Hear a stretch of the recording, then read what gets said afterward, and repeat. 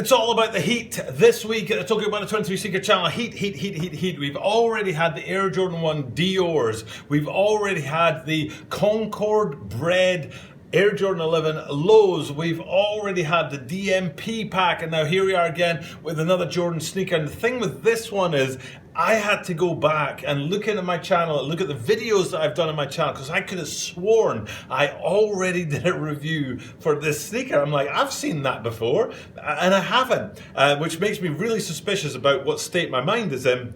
But also wonder why I think I'd already done this guy before. But then when I dug a little bit deeper into it, I knew that I have not reviewed this sneaker before. I must have seen it somewhere, or I must have predicted it, or I must have done some video about the upcoming releases that I'm looking forward to or something like that. But I was just like, man, I'm sure I've done this before. When I realized that I hadn't, I was like, I am all over that like white on rice. We are definitely going to be taking an up close and personal look at the Nike Air Jordan 13 Flint.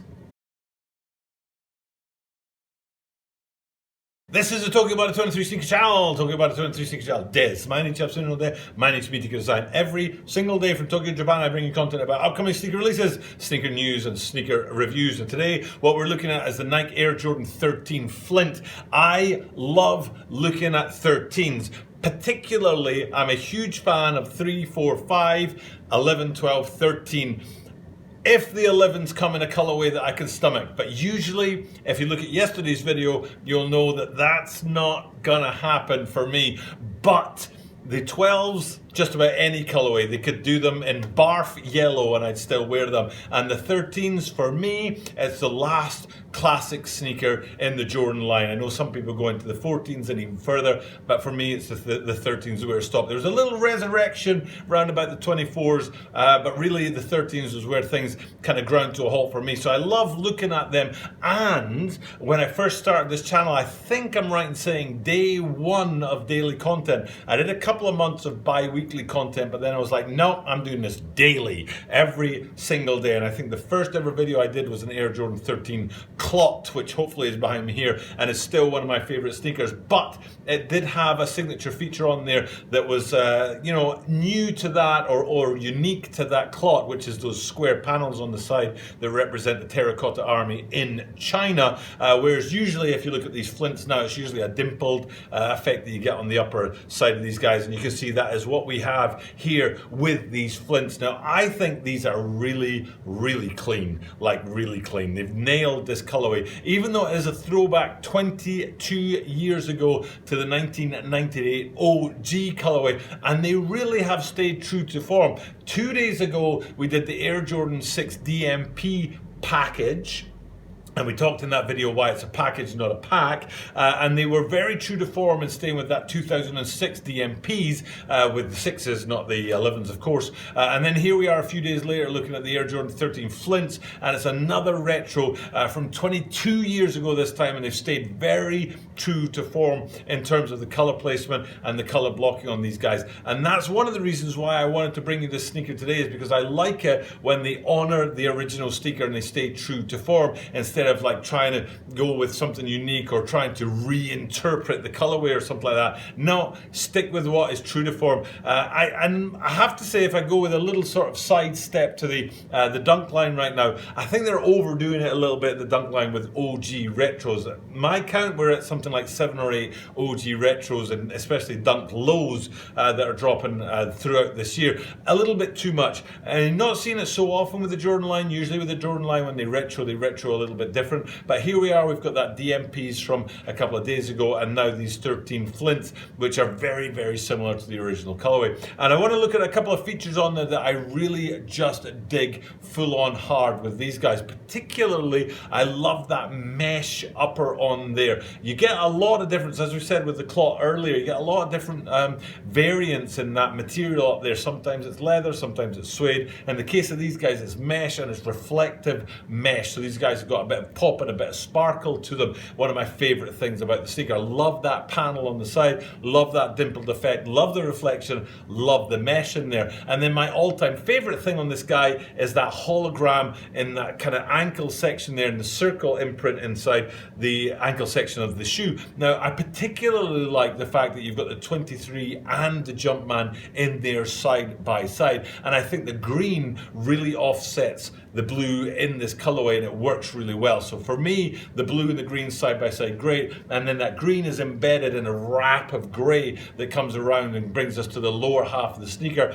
One of the things they've done a really great job on, and it's something that I actually applaud Reebok for, especially when I think about two Reeboks, the Shaq Gnosis and the Allen Iverson Questions, I think they were.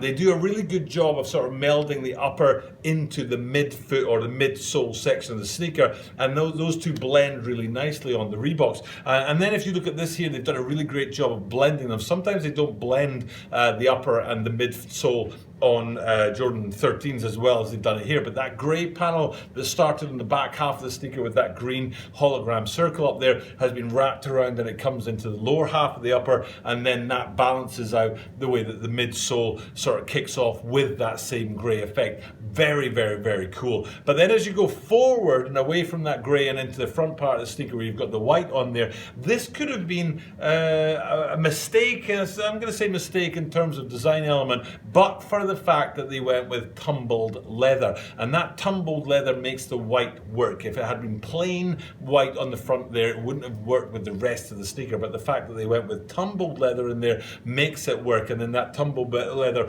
runs around and goes up through the tongue, and you can see at the top of the tongue you've still got that tumbled leather effect on there. I personally love tumbled leather. I think it works really well on a shoe like this, because if it had been a flat matte effect, it would have been a bit too simple for what is a very sort of intricate, detailed shoe. So I'm glad they went with that tumbled leather. I think it looks really cool in the toe box and up towards the tongue as well, which really works to set off the rest of the shoe. So for me, it's a really clean looking shoe. I've seen it in a few different images, and they come out with different sort of colors. The tone I like is the tone that we have behind us here, and I think that's the tone that we're gonna see when it comes out and we get them in hand. They're scheduled to come out on May the 30th, but whether that actually happens or not is anybody's guess. Right now, the sneaker game is all over the place.